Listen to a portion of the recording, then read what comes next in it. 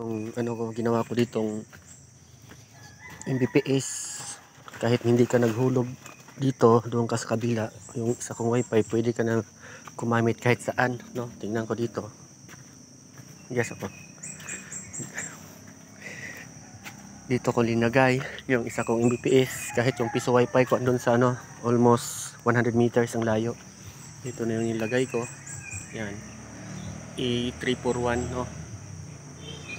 Ang gamit dito ay butcher lang, kahit saan ka magpunta pag naabot ka ng signal nito ay pwede kang mag wifi. Ayan, ang gamit na hulog nito butcher, no?